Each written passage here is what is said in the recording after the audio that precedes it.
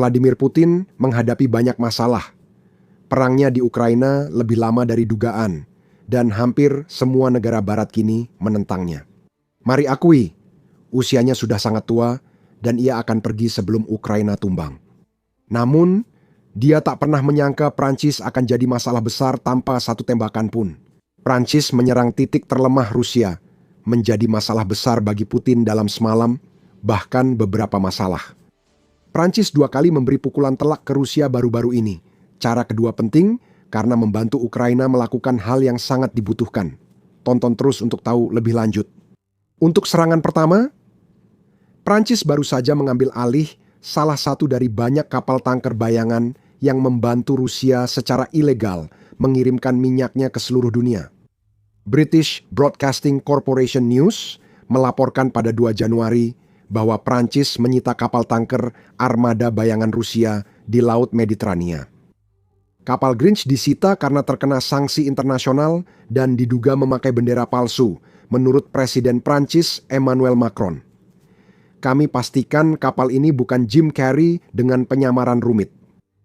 Awak kapal tanker itu pasti merasa natal mereka dicuri saat Angkatan Laut Prancis menyerbu kapal. Angkatan Laut melakukan pemeriksaan mendalam hingga otoritas maritim menyimpulkan Angkatan Laut telah mengonfirmasi keraguan itu. Keabsahan bendera menunjukkan kapal Rusia berlayar dengan bendera negara lain, trik umum armada bayangan untuk menghindari kecurigaan. Setelah penyitaan, Macron menulis di X mengirim pesan yang tampaknya untuk Putin. Kami tidak akan mentolerir pelanggaran, tegas Macron, lalu menjelaskan tindakan Angkatan Laut Prancis. Operasi ini dilakukan di laut, lepas di Mediterania, dengan dukungan dari beberapa sekutu kami. Operasi ini dilakukan dengan kepatuhan ketat terhadap Konvensi Perserikatan Bangsa-Bangsa tentang Hukum Laut. Penyelidikan yudisial telah dibuka. Kapal tersebut telah dialihkan. Macron menegaskan bahwa istilah sekutu menunjukkan Prancis tidak sendiri. Pada 2 Januari pagi, Prancis dibantu sekutu utamanya, Inggris Raya. LBC melaporkan kapal patroli Angkatan Laut Kerajaan telah membuntuti kapal tanker armada bayangan sebelum Angkatan Laut Prancis menyerang. Media melaporkan Menteri Pertahanan Inggris John Healey menyatakan Inggris mendukung pelacakan otoritas Prancis. Grinch berlayar melewati Selat Gibraltar, jalur air sempit di antara Spanyol Selatan dan Afrika Utara. Selat ini adalah jalur aman bagi kapal antara Samudra Atlantik dan Laut Mediterania. Inggris juga punya pangkalan di pulau kecil berbatu dengan nama yang sama. LBC menyebut Inggris mengerahkan Her Majesty's Ship Dagger dari pangkalan itu untuk melacak kapal Rusia yang masuk ke Laut Mediterania dengan bendera Komoro, negara di Afrika Timur. Itu sangat tidak dikenal sehingga banyak orang akan kesulitan menemukannya di peta. Grinch melanjutkan perjalanannya ke Laut Mediterania, di mana kapal itu disita oleh otoritas Prancis. Grinch jadi target karena sudah disanksi Inggris, Uni Eropa, dan Amerika Serikat. Mereka menuduh kapal itu bagian armada bayangan yang tetap mengalirkan uang minyak ke Rusia meski ada sanksi dari 3 entitas tersebut. LBC menyatakan penyelidikan menunjukkan kapal itu berlayar dari Murmansk, Rusia, meski tujuannya tidak jelas karena dicegat di perairan antara Spanyol dan Maroko. Inggris kembali terlibat penyitaan kapal tanker armada bayangan dalam beberapa minggu terakhir. Awal Januari, Amerika Serikat membidik 2 kapal di Karibia dan Atlantik Utara yang diduga membawa minyak antara Rusia dan Venezuela. Salah satu kapal tersebut, yang sekarang bernama Marinera, tetapi sebelumnya disebut Bella One, telah memimpin pasukan Amerika Serikat dalam pengejaran melintasi ratusan mil perairan. Setelah upaya awal gagal, Amerika Serikat akhirnya mengejar dan menemukan kapal itu di antara Skotlandia dan Islandia, berlayar dengan bendera Guyana. Inggris memberikan dukungan yang memungkinkan, lapor Sky News. Inggris memberikan izin kepada Amerika Serikat untuk menggunakan beberapa pangkalannya, selain juga menyediakan Royal Fleet Auxiliary Tide Force yang biasanya digunakan sebagai kapal pengisian bahan bakar untuk para pengejar dari Amerika. Dukungan tambahan datang dalam bentuk setidaknya 1 pesawat dari Angkatan Udara Kerajaan yang memberikan pengawasan udara untuk memastikan Amerika Serikat tetap berada di jalur yang benar. Inggris tampaknya sibuk dengan armada bayangan, tetapi di kedua kasus ini hanya sebagai pendukung. Prancis jadi sorotan 2 Januari karena mengejutkan armada bayangan, membuat Putin terkejut. Presiden Rusia sangat bergantung pada kapal tanker tua ini untuk menjaga aliran uang masuk, sehingga kehilangan satu lagi kapal bayangan adalah hal terakhir yang dia inginkan. Rusia membentuk armada bayangannya sebagai cara untuk menghindari berbagai sanksi yang telah diterapkan Barat kolektif terhadap Rusia sejak Putin melancarkan invasinya ke Ukraina. The Guardian memberikan penjelasan yang berguna tentang apa itu armada tersebut. Armada ini terdiri dari ratusan kapal tanker tua tak teratur yang dibeli Rusia dari berbagai negara dan sering berlayar dalam kondisi rusak. Hal itu akan membuat kapal-kapal tersebut ilegal untuk dioperasikan jika saja mereka benar-benar diperiksa. Kapal-kapal ini mengangkut minyak Rusia ke India, Tiongkok, Venezuela, dan negara lain yang mau membeli minyak Rusia bersangsi dengan diskon besar dari Putin. Armada ini sangat besar. The Guardian mengklaim bahwa armada bayangan Rusia mencakup ribuan kapal. 423 kapal tanker, 921 diantaranya dijatuhi sanksi oleh setidaknya 1 dari 3 entitas yang disebutkan. Angka itu berasal dari Lloyd's List Intelligence, menurut media, dan belum pasti. Armada bayangan mungkin bahkan lebih besar dari angka-angka ini. Masalahnya dengan kapal rahasia adalah sulit mengetahui jumlah pasti kapal di armada itu. Penyitaan kapal tanker armada bayangan oleh Prancis bukan pukulan besar bagi Rusia. Kapal tanker yang disita tak bisa berlayar lagi, tapi kapal lain bisa menggantikan. Putin menghabiskan miliaran dolar hingga Mei 2025 menurut majalah Shipping Ukraina untuk membangun armada ini karena alasan tertentu. Namun, yang lebih penting dari penyitaan kapal Grinch adalah pesan yang disampaikan kepada Rusia lewat pengambilan kapal tersebut. Prancis sedang mengamati, dan Prancis tidak sendirian karena Inggris dan Amerika Serikat juga telah mengambil langkah aktif dalam beberapa minggu terakhir untuk membatasi aktivitas armada bayangan, dimanapun mereka bisa. Armada yang dulunya beroperasi dengan impunitas kini berada di bawah pengawasan yang lebih ketat daripada sebelumnya. Pengawasan menimbulkan risiko. Putin akan mengirim kapal armada bayangan untuk mengirim dan mengambil kargo. Itu harus dilakukan. Minyak tetap jadi sumber utama pendapatan Rusia, meski harus dijual dengan harga diskon. Defisit anggaran tinggi, akses kredit internasional terbatas, dan cadangan devisa diblokir. Rusia membutuhkan akses ke sebanyak mungkin sumber pendapatan, dan minyak adalah salah satu yang terbesar dari sumber-sumber tersebut. Tapi sekarang Putin tahu bahwa negara-negara yang memberikan sanksi sedang mengawasi. Kapal armada bayangan yang keluar dari Rusia kini bisa ditangkap kapan saja, terutama jika menuju perairan Eropa atau Amerika. Inti kami sederhana. Prancis telah menyita 1 kapal hari ini. Besok mungkin Prancis bersama sekutunya akan memulai kampanye yang lebih terkoordinasi untuk menumpas sebanyak mungkin armada bayangan. Jika itu terjadi, Putin tak bisa berbuat apa-apa. Karena sifat armada ini sendiri, berarti Rusia tidak bisa mengklaim kepemilikan kapal-kapal yang disita karena upayanya berpura-pura bahwa kapal-kapal ini tidak melakukan apa yang sebenarnya mereka lakukan. Selain itu, seperti yang disampaikan oleh European Policy Center, Eropa memiliki semua dasar hukum yang dibutuhkan untuk membuat penyitaan. Seperti ini menjadi lebih sering terjadi, mulai dari Konvensi Perserikatan Bangsa-Bangsa tentang hukum laut yang memungkinkan negara-negara mengganggu pelayaran yang dianggap tidak aman di perairan mereka hingga Marpol dan Solas. Tanpa undang-undang yang mengatur penahanan kapal karena tidak memenuhi standar keselamatan, Rusia tak punya dasar hukum untuk merebut kembali kapal yang disitanya. Sedikit catatan, Anda sedang menonton The Military Show. Jika Anda belum berlangganan saluran ini, sekarang adalah waktu yang tepat untuk melakukannya. Setelah itu, kembali ke sini untuk membahas hal yang sudah disebutkan di awal video. Tembakan kedua Prancis mengenai bagian vital Rusia. Penangkapan kapal armada bayangan selalu jadi berita besar. Bagi Ukraina, perang ini menguras tenaga dan kemenangan bergantung pada kemampuan bertahan lebih lama dari Rusia secara finansial dan militer. Pengungkapan kedua adalah yang terbesar. Prancis secara resmi melampaui Amerika Serikat sebagai penyedia intelijen militer terbesar bagi Ukraina pada Januari kurang dari seminggu sebelum kapal Grinch disita. Business Insider melaporkan Emmanuel Macron memperingatkan Rusia, menyatakan Prancis kini memberi 2/3 intelijen yang digunakan Ukraina dalam perang melawan Rusia. Kami mengetahui berita ini saat pidato tahun baru Macron kepada militer Prancis, di mana Ukraina sebelumnya sangat bergantung pada kapasitas intelijen Amerika. Setahun yang lalu 2/3, sekarang disediakan oleh Prancis 2/3. Pengungkapan ini sangat penting untuk membantu Ukraina lepas dari Amerika Serikat, apalagi saat belum jelas seberapa banyak intelijen yang Amerika berikan ke Ukraina. Ikuti terus, kami akan kupas lebih dalam topik ini dan pentingnya bagi Ukraina. Mengenai Prancis yang menjadi mitra intelijen dominan, Business Insider mengatakan demikian. Semua ini sejalan dengan dorongan negara tersebut untuk menjadi pemimpin militer regional di Eropa. Sementara, pemerintahan Trump mendorong benua tersebut untuk mengambil lebih banyak tanggung jawab atas pertahanannya sendiri.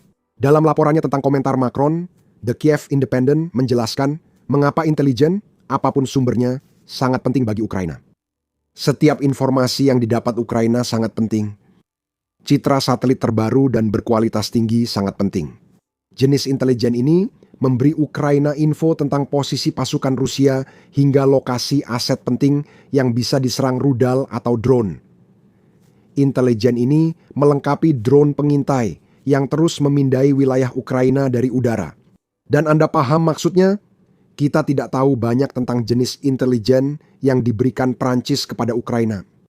Kita punya banyak petunjuk, termasuk pernyataan Menteri Angkatan Bersenjata Prancis, Sébastien Lecornu. Maret 25 lalu, Lecornu di Radio France Inter menyatakan negaranya siap membagikan intelijen yang dibutuhkan Ukraina. Sebenarnya, itu sudah terjadi. Pernyataannya menyebut intelijen kami berdaulat, dibangun atas kemampuan sendiri, dan dibagikan ke Ukraina. Apakah itu bisa dijadikan acuan? Namun, Lecornu, seperti Macron, tak memberi detail selain klaim itu. Penyebutan intelijen berdaulat membuat Militeni menduga Prancis kemungkinan memberi intelijen ke Ukraina melalui kompasan spesial optik, konstelasi satelit militer, kompasan spesial optik selesai penyebarannya pada tahun 25. Menariknya, satelit terakhir dari 3 satelit itu diangkut ke lokasi peluncuran dengan pesawat Ukraina An-124. Hal ini menunjukkan bahwa kemitraan sudah direncanakan jauh sebelum ada pihak yang mengungkapkan bahwa kerjasama tersebut sudah terjalin. Militeni menjelaskan apa yang ditawarkan ketiga satelit ini dari segi konstruksinya, menyatakan bahwa ketiganya memiliki desain yang identik. Sistem optiknya didasarkan pada konfigurasi teleskop Kors. Cerminnya berbahan keramik kaca zerodor yang sangat stabil dengan koefisien muai termal hampir 0. Satelit kompasan spesial optik juga dilengkapi dengan saluran pencitraan inframerah. Setiap orang memiliki beberapa teleskop untuk memotret target yang sama dari berbagai sudut. Untuk pemodelan medan 4D yang sangat berguna. Bagi Ukraina, fitur ini saja sudah lebih dari cukup alasan untuk bekerja sama dengan Prancis. Alasan lain, karena bukan hanya satelitnya yang dibuat dengan baik. Struktur kompasan spesial optik sangat brilian dalam pengumpulan intelijen. 3 satelit ini punya tujuan jelas, sehingga bisa bekerja sama memberi data sangat akurat tentang kondisi di darat. Di Ukraina, kompasan spesial optik 1 adalah satelit tertinggi beroperasi di ketinggian 800 km atau sekitar 497 mil. Ini gambaran umum pengumpul intelijen yang menawarkan pengintaian luas lewat foto beresolusi hingga 5 cm, sekitar 13,7 inci per piksel. Resolusi itu cukup tinggi untuk mengidentifikasi posisi kendaraan lapis baja dan pesawat Rusia. Kompasan spesial optik 2 dengan nama logis terbang di ketinggian 480 km atau sekitar 298 mil. Satelit ini menghasilkan gambar beresolusi 18 cm atau sekitar 7 inci per piksel. Resolusi tinggi membedakan antara hanya mengenali tank di darat dan mengetahui merek serta model spesifiknya. Satelit ini bisa mengenali umpan, sehingga Ukraina tidak membuang amunisi pada senjata palsu tanpa ancaman nyata. Kompasan spesial optik. Dua beroperasi di orbit yang terpapar jejak atmosfer bumi, menjadi satu-satunya kelemahannya. Di mana dan akan terus menjadi masalah, umur satelit ini hanya sekitar 10 tahun. Diluncurkan pada 20, Prancis akan menggantinya pada 30. Kompasan spesial optik, 3 mirip. Kompasan spesial optik, 1 dalam orbit, ketinggian, dan kejernihan foto, tetapi perannya berbeda. Kompasan spesial optik meningkatkan tingkat kunjungan ulang. Istilah itu merujuk pada seberapa sering suatu area dapat dipotret. Konsepnya sederhana. Kompasan spesial optik 1 dan kompasan spesial optik 3 berada di ketinggian yang sama, namun pada fase orbit berbeda. Jika kompasan spesial optik 1 menampilkan area suatu lokasi sebelum bergerak, kompasan spesial optik 3 akan melewati lokasi itu beberapa jam setelahnya. Kompasan spesial optik memastikan gambar Ukraina selalu terbaru, tidak lebih dari 12 jam, sesuai siklus orbit satelit 24 jam. Dan masih banyak lagi, Ukraina mungkin juga mendapatkan manfaat dari hal-hal lain. Gambar diambil oleh 4 satelit komersial, Pleiades dan Pleiades Neo, yang diluncurkan oleh Airbus Defence and Space antara 2011 dan 2021. Sekali lagi, Ukraina berkontribusi pada penempatan konstelasi ini. Jadi, tidak berlebihan untuk berasumsi bahwa Ukraina juga menerima gambar-gambar tersebut. Pleiades Neo 3 dan 4 diluncurkan keluar angkasa dengan roket Vega bermesin RD 843 buatan Ukraina dari Dnipro. Kedua satelit ini memiliki resolusi sentimeter atau 11,8 inci per piksel, sehingga bisa mengambil gambar area selebar 14 km atau 8,69 mil. Tambahkan Pleiades 1A dan Pleiades 1B ke daftar yang bisa memotret area hingga 20 km atau 12,4 mil. Resolusi 50 cm atau 19,6 inci per piksel. Dan Anda mendapatkan campuran menarik dari citra satelit yang tersedia secara komersial. Ditambah lagi ada konstelasi kapasitas Derensinmon Electromagnetic Spatiar atau CERES yang terdiri dari 3 satelit. Roket Ukraina membantu meluncurkan satelit ini ke orbit. Ketiganya beroperasi di ketinggian sekitar 700 km atau 434,9 mil. 3 satelit ini agak berbeda dari yang sebelumnya dibahas. Mereka tetap dalam formasi segitiga untuk menemukan dan menentukan posisi sumber emisi radio di bumi. Jika Ukraina perlu mengetahui sumber sinyal radio atau menemukan apakah ada sinyal yang relevan, satelit-satelit inilah yang digunakan. Sayangnya, ada keterbatasan dalam apa yang bisa dilakukan satelit-satelit ini untuk Ukraina. Tidak ada yang berfungsi sebagai sistem peringatan dini peluncuran rudal balistik Rusia. Masalah ini dialami seluruh Eropa. Prancis tidak mengoperasikan satelit radar, meski menerima gambar dari Italia dan Jerman yang mungkin dikirim ke Ukraina. Kedua negara itu bisa langsung mengirim citra, sehingga jadi bagian dari sepertiga intelijen Ukraina yang tak dicakup Prancis. Kami baru saja memberi Anda banyak info teknis, jadi tarik napas, dan kita kembali ke pertanyaan. Mengapa? Intelijen yang diberikan Prancis kepada Ukraina sangat penting dari sudut pandang upaya Ukraina untuk melepaskan diri dari ketergantungan pada Amerika Serikat. Ukraina tak pernah yakin apakah pemerintahan Trump akan memberi intelijen yang dibutuhkan. Jika pengalaman naik turun yang dialami Ukraina dengan Amerika Serikat pada tahun 2025 mengajarkan kita sesuatu, maka itulah pelajarannya. Hubungan kedua negara dapat berubah cepat, sering bergantung pada hasil pembicaraan damai dengan Rusia. Maret 2025, Penasihat Keamanan Nasional Amerika Serikat Mike Waltz mengonfirmasi Amerika menghentikan sementara pembagian intelijen militer ke Ukraina. Setelah pertemuan buruk di Gedung Putih antara Presiden Donald Trump dan Presiden Ukraina Volodymyr Zelensky, Kiev Independent melaporkan Trump mengancam memutus Ukraina lagi jika mereka menolak rencana perdamaian yang buruk. Ukraina harus serahkan wilayah penting ke Rusia. Masih belum jelas seberapa banyak intelijen Amerika Serikat yang dibagikan ke Ukraina. Amerika Serikat memang berbagi sebagian, tapi apakah pemerintahan Trump memberikan informasi ke Ukraina setara dengan Biden masih diperdebatkan. Bagi Ukraina, Prancis kini tampak sebagai mitra intelijen yang lebih stabil daripada Amerika Serikat setahun terakhir. Ini sudah jadi masalah besar bagi Putin. Dia kemungkinan besar tidak akan percaya bahwa dia bisa memanipulasi Macron dengan cara yang sama seperti dia mencoba memanipulasi Trump. Prancis memiliki batasan dalam memberi intelijen, dan Ukraina ingin tetap menjadikan Amerika Serikat mitra intelijen utama jika bisa. Namun sekarang, karena 2/3 intelijen Ukraina berasal dari Prancis, negara itu tidak akan lagi dibiarkan buta. Namun, jika Amerika Serikat memutuskan untuk kembali menghentikan dukungan, kita tidak pernah tahu pasti apa yang akan terjadi. Ukraina mungkin telah menggunakan intelijen Prancis dalam serangkaian serangan udara selama 8 jam yang mengguncang langit Ukraina yang diduduki dan menghancurkan beberapa sistem pertahanan udara serta node radar Rusia. Kamu bisa tahu operasi itu di video kami.